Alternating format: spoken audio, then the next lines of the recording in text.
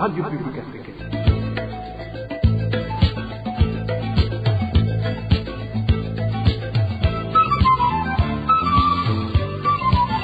Radio Publique Africaine.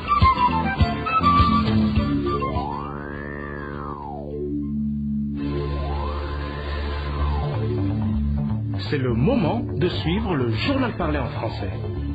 À la présentation, Josiane Mouzaned. Au sommaire de cette édition, le parti Sawanya Frodebo accuse le CNDD-FDD de dénigrer le peuple burundais, ce qui étouffe la démocratie. Ce sont du moins les propos de Léonce Ngendakumana qui fut président du parti Sawanya Frodebo. Les Burundais ayant des parentés au Rwanda ont de plus en plus du mal à leur rendre visite. À l'origine, la fermeture de la frontière burundo-rwandaise par Gitega, ce qui met à mal les relations sociales entre familles. Vous aurez les détails dans ce journal. Dans ce journal, nous vous parlerons également du début ce mardi du concours national édition 2024 qui s'est déroulé sur tout le territoire national. Voilà pour les grandes articulations. Bien le bonsoir sur vous, mesdames et messieurs. Tout de suite, le développement de cette édition.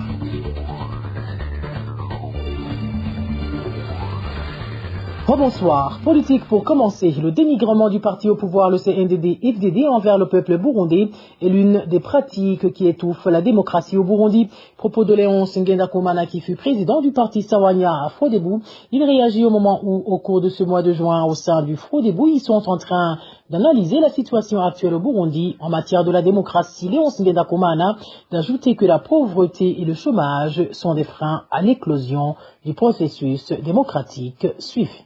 La pauvreté, la misère et le chômage, ce sont des freins à l'éclosion du processus démocratique. Et, constatant tout cela, le Frodebo a pris la décision de reprendre coûte que coûte l'héritage de Ndadaye pour le poursuivre et le parachever. Peu importe les risques, on doit s'engager pour poursuivre cette œuvre inachevée et qui est salutaire pour la nation burundaise. Sans cela, il n'y aura ni paix, il n'y aura ni démocratie, il n'y aura ni développement, ni réconciliation, ni équité dans la société burundaise. La nation burundaise sera toujours une nation condamnée à ne pas évoluer, à ne pas avoir une considération dans le concert des nations, à ne pas répondre aux attentes du peuple burundais. Et cela est inacceptable. Poursuivre la violation des droits fondamentaux de la personne humaine, c'est contre l'héritage du président Melchior Ndadaye. Imposer encore la dictature militaire comme mode d'accès de gestion du pouvoir, c'est également contre l'héritage du président Melchior Ndadaye. Prendre tout le patrimoine de l'État et le gaspiller, l'utiliser comme on veut, c'est également le non-respect de l'héritage du président Melchior Ndadaye. Ça entre dans ce que je peux appeler le dénigrement de l'héritage du président Melchior Ndadaye. C'est le dénigrement par conséquent du peuple burundais. Et en termes de partis politiques, si on prend le Frodebo et le CNDD-FDD par exemple, le Frodebo a donné naissance au parti CNDD-FDD, mais le parti CNDD-FDD, une fois arrivé au pouvoir, a exclu de tous les secteurs de la vie nationale le parti Sawanya Frodebo de manière injustifiée, inexpliquée. Ça, c'est aussi un dénigrement. C'est comme un citoyen qui deviendrait chef de l'État et qui dénigrerait ses parents, son père et sa mère. Nous avons trouvé que le dénigrement est également un facteur, un frein pour l'éclosion de la démocratie au Burundi parce que ça provoque une méfiance, ça provoque des revendications et des répressions également qui s'ensuivent. Léonce Ngendakumana indique que le parti Frodebo a ainsi décidé de reprendre coûte que coûte l'héritage de Ndadaye. Il interpelle tous les Burundais de toutes les catégories à mettre ensemble leurs efforts pour poursuivre l'œuvre inachevée du président Melchior Ndadaye. Encore une fois, Léonce Ngendakumana. Nous en avons profité, comme nous le faisons toujours au parti Sawanya Frodebo, pour interpeller tous les Burundais de toute ethnie, les Burundais de toutes les catégories confondues dans ce pays, je ne peux pas les énumérer ici, elles sont nombreuses de ces catégories, de tous les âges, à mettre ensemble leurs efforts, les moyens à leur disposition, leur intelligence pour poursuivre l'œuvre inachevée du président Melchior Ndadaye. La seule voie au Burundi de se réconcilier, la seule voie au peuple burundais de vivre ensemble dans le respect de leur diversité. Et l'ensemble de tout cela va contribuer au développement intégral du Burundi et à la cohabitation pacifique des Burundais. C'est la seule et unique voie pour suivre et parachever l'œuvre du président Melchior Ndadaye, condamner la violence d'où qu'elle vienne.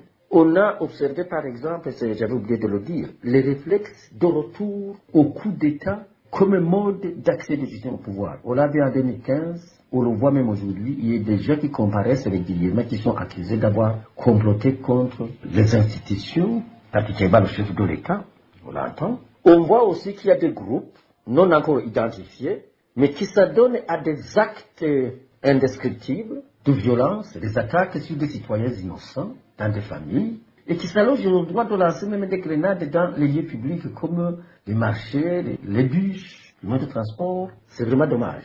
On voit que toutes ces réflexes sont en train de se réinstaurer dans ce pays.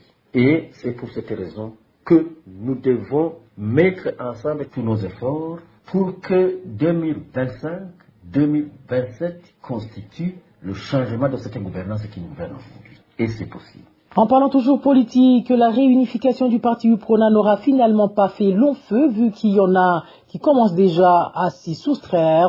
C'est notamment le cas de Charles Nditije qui indique qu'il ne fait plus partie des UPRONistes récemment réunifiés. Charles Nditije explique que la branche de l'UPRONA qui dirige a quitté le processus de réunification parce que ses préoccupations n'ont pas été prises en considération. Nous venons de quitter ce processus parce que, d'une part, la manière dont celui-ci a été piloté et continue d'évoluer ne rencontre pas nos desiderata, nos préoccupations légitimes. Et d'abord, au niveau du pilotage de ce processus, nous nous étions entendus que la réunification ne signifiait pas la superposition de différentes tendances du parti UPRONA, mais qu'il fallait plutôt comprendre que différentes tendances en réunification devaient être considérées comme égales et mettre en avant la volonté commune de cheminer ensemble avec les mêmes droits et les mêmes devoirs, et surtout mettre en avant la vision, le projet de société, le programme politique du parti UPRONA égard au contexte actuel. Et nous devions également nous entendre sur la mise en place des nouveaux organes dirigeants et depuis la commune, voire même la colline, passant par la zone, les provinces, les communes, jusqu'au niveau national, pour que nous puissions effectivement élire démocratiquement les dirigeants des organes à tous les niveaux. Malheureusement, nous avons constaté que cela, tant au niveau du processus qu'au niveau du fond, le processus était conduit de manière unilatérale. La branche, la tendance de Kumugunya décidait seule et mettait en place des comités sans nous consulter, comme si nous étions venus uniquement pour les accompagner. Et puis au niveau du fond, ces questions ont été éludées. On n'a jamais voulu qu'on débatte de ces questions et qu'on produise un document qui montre cette vision, ces objectifs qui devaient être primordiaux. C'est pour cela que nous avons d'ailleurs écrit une lettre au président du parti UPRONA reconnu par le 3 CNDD-FDD le 23 octobre 2023 et à monsieur le professeur Naïm Evariste également pour exprimer à nouveau nos préoccupations. Malheureusement, cette correspondance est restée lettre morte. Charles Nditije demande aux membres de l'aile de l'UPRONA qui dirige de ne pas se décourager. Nous devons nous mettre ensemble avec les autres partis politiques de l'opposition et les autres forces vives de la nation pour faire pression sur le CNDD-FDD et exiger de lui qu'on mène un engage en débat sincère sur la réhabilitation de l'accord d'Arusha qui est carrément enterré avec la Constitution de 2018 et son pacte social qui avait permis de stabiliser le pays.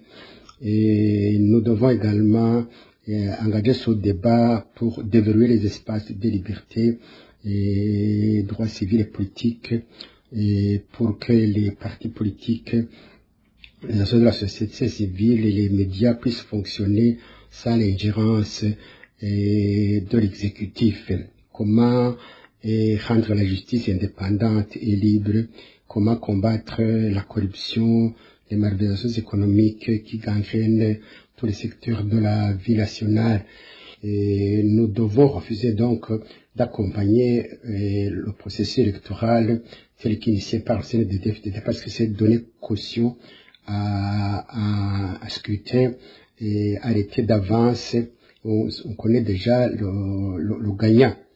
Nous devons donc nous mettre ensemble avec les autres forces vives de la nation de l'opposition pour dire non à ce processus qui est d'ailleurs balisé davantage avec le nouveau code électoral. Et encore une fois, nous disons à nos militants, ne suivons pas une voie sans issue, une voie qui est bloquée dès le départ, mais nous invitons en même temps nos militants à ne pas céder au découragement, surtout à ne pas céder à la provocation des uns et des autres, à rester serein, à être des apôtres de l'unité, de la cohésion sociale. Parlons à présent droits de l'homme où ce qui est en train d'arriver aux mères célibataires de la zone Misakataka située en commune et province de Bubanza ne diffère en rien à de la torture, en plus de constituer une violation des droits de l'homme et celle du code des personnes et de la famille. Point de vue du réseau des citoyens probes, RCP en sigle, cette association intervient après avoir eu connaissance que les femmes de cette catégorie sont arrêtées et enfermées par la police sur ordre de l'administrateur de la commune de Bubanza qui les accuse de convoiter les maris d'autrui. Gervais Nivigila, vice-président de cette association, trouve que c'est une décision qui perturbe la tranquillité familiale. Suivez. Et nous avons entendu qu'en province de Bubanza, commune Bubanza, c'est au Tanzanie Takataka, il y a un chasse qui est organisée par l'administration communale envers les filles et les femmes dites libres qui aujourd'hui sont malmenées par l'administration communale, les accusant et de vouloir détruire les familles, de vouloir donner des mauvais comportements au niveau de leur zone. Aujourd'hui alors, ceci est contraire à la loi parce que chaque infraction est prévue par la loi, mais aussi il y a des sanctions qui sont prévues par la loi. Et pour ce cas concret, on devrait se référer au code des personnes de la famille qui régit les familles. Mais on voit que ces jeunes filles et ces femmes sont arrêtées arbitrairement, contrairement à la loi qui est prévue. S'il y a une infraction, il faut qu'il y ait le cadre légal pour punir n'importe qui, mais ce n'est pas avec l'administration qui doit arrêter qui y veut, qui ne veut pas arrêter. Aujourd'hui alors, ceci a des conséquences surtout sur les droits de la femme, mais surtout les droits de l'enfant. Et parce que l'enfant doit être protégé en toutes les circonstances, mais aussi dans toutes les conditions, parce que l'enfant ne doit pas être victime d'un mauvais comportement dans l'aide de ses parents. Ici, pour le cas concret, c'est leur mère. Le réseau des citoyens probes demande à l'administration de mettre fin à cette chasse à l'homme et de plutôt se pencher sur les racines du problème afin de trouver une solution durable sans pour autant malmener les gens. C'est pourquoi alors nous demandons à l'administration d'arrêter cette chasse à ces femmes et à ces jeunes filles, mais surtout de mener des enquêtes, de faire une étude pour savoir pourquoi ce comportement dans cette zone, mais aussi éradiquer ce comportement par une éducation et qui doit avoir une action plus large, non pas pour ces jeunes filles ou ces femmes tout simplement, mais au niveau de la population de cette zone ou dans d'autres communes. Et aussi, il faut qu'il y ait le respect de la loi. Et parce qu'aujourd'hui, dans la société moderne, il faut toujours le respect de la loi parce qu'on ne peut pas arrêter une personne n'importe comment sans toutefois suivre les règles et de la règle à rapport avec les arrestations ou les emprisonnements. Aujourd'hui aussi, et ceci a des conséquences néfastes sur la vie de ces femmes-là, mais surtout la vie de ces enfants qui, une fois leurs parents sont emprisonnés, ils ne vont pas être bien suivis et ça va avoir des conséquences futures et sur les enfants, mais aussi sur la nation parce que les enfants sont le Burundi de demain. C'est pourquoi alors il faut toujours mettre en avant l'intérêt de l'enfant, mais aussi l'intérêt de la famille. Les autres personnes lésées sont les Burundais qui ont des parentés au Rwanda. En effet, les relations sociales et familiales entre les Burundais et les Rwandais ont été affectées par la décision du gouvernement burundais de fermer ses frontières avec le Rwanda. Certains Burundais qui ont des parentés de l'autre côté de la frontière se morfondent de ne plus passer du temps avec les leurs. Elvis Niyomonge. Les Burundais du côté de la commune Rugombo en province de Chibitoke et les Rwandais du côté de Bugarama dans le district de Rusizi ont noué des solidarités familiaux. ils se sont même donné des enfants à mariage. Cependant, selon une des familles de la commune Rugombo, les problèmes politiques constituent une tâche à l'aide de bon voisinage. Ma fille s'y est rendue à maintes reprises, puisque c'est comme à la maison. Nous sommes unis par le lieu de mariage. Il y a des Rwandais mariés au Burundi et des Burundais mariés au Rwanda. Bref, nous sommes des frères. Ce ne sont que des conflits entre dirigeants. Certaines familles indiquent qu'elles manquent les services qu'elles s'entredonnent avec les familles rwandaises.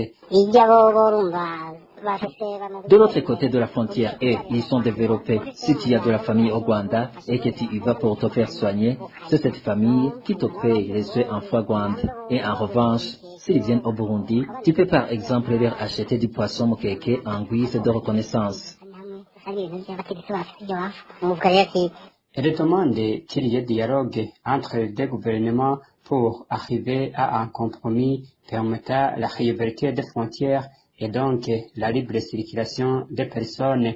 Nous demandons que les deux parties se conviennent à rouvrir les frontières parce que depuis longtemps, de l'époque royale, ces frontières restaient ouvertes pour la bonne continuité des relations fraternelles. Le Burundi a décidé de fermer ses frontières avec le Rwanda depuis le 11 janvier 2024. Je vous le disais en titre, au début ce mardi 4 juin 2024, des examens donnant accès à l'enseignement post-fondamental, selon François Ravdialimana, ministre de l'Éducation, qui a procédé au lancement officiel de ce concours. Les candidats sont en nombre de plus de 80 000.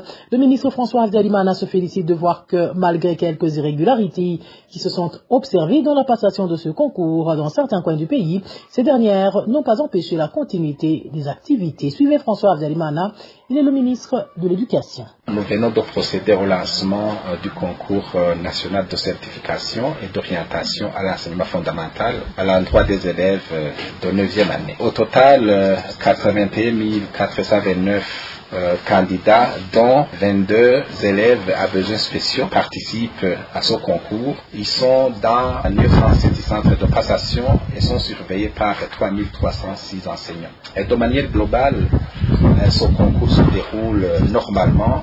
On n'a pas encore signalé d'incidents majeurs qui auraient perturbé le bon déroulement du concours national. Seulement, nous avons pu enregistrer juste un petit problème lié au problème de véhicules qui transportaient les colis d'examen et les véhicules qui sont tombés en panne, mais la situation a été vite rétablie pour éviter que le concours national soit perturbé.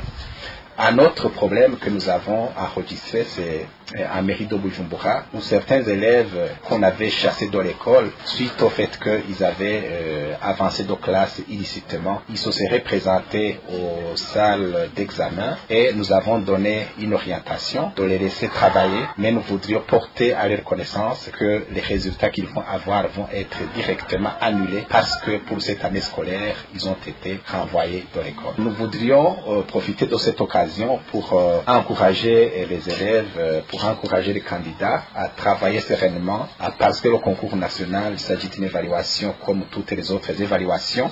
Nous les encourageons à travailler sereinement pour qu'ils puissent avoir une bonne note qui leur permettra de passer à l'enseignement post-fondamental. Signalons que ce concours va se dérouler pendant 3 jours à partir de ce mardi. En parlant justement éducation, il s'observe un manque de salles de classe suffisant pour les enfants qui résident dans le site de Mubimbi, abritant les sinistrés de Gatumba, délocalisés suite aux inondations selon des sources sur place. Cette problématique engendre non seulement un apprentissage difficile, mais aussi leur suivi n'est pas non plus garanti. Éloge Divin, Renisha. 2000 ménages des quartiers inondés de la zone Gatumba vont être relocalisés vers les sites d'Omubimbi et Kabezi. Actuellement, l'on dénombre 500 ménages relocalisés vers le site d'Omubimbi. Parmi les difficultés dont font face ces déplacés, figurent celles liées au secteur de l'éducation. D'après certains d'entre eux, les enfants qui étaient scolarisés à Gatumba ont été inscrits au niveau des écoles situées approximativement au site d'Omubimbi et cela a ainsi occasionné un surnombre des élèves ainsi qu'un apprentissage difficile. Mobiles.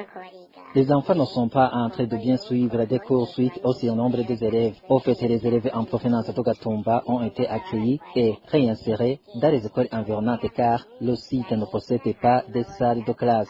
Ces élèves ont été instruits au niveau des écoles publiques et sont actuellement sursaturés.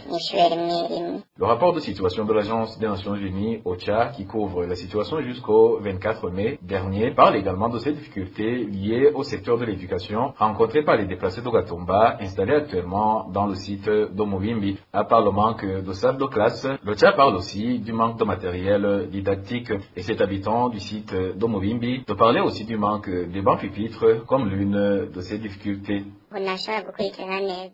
Les élèves ne peuvent pas bien suivre les cours, mais aussi l'encadrement et suivi sont presque impossibles pour les enseignants suite aux effectifs pléthoriques.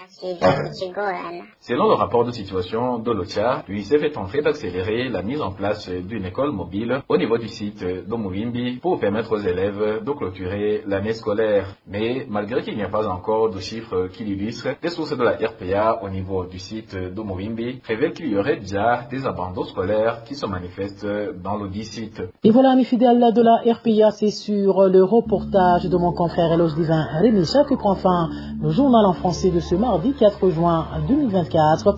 Merci à vous qui nous avez prêté une oreille attentive. Merci également aux équipes rédactionnelles et techniques pour leur franche et parfaite collaboration. À la présentation de ce journal, vous étiez avec José Mouzaneza. Passez du bon moment chez vous. Au revoir.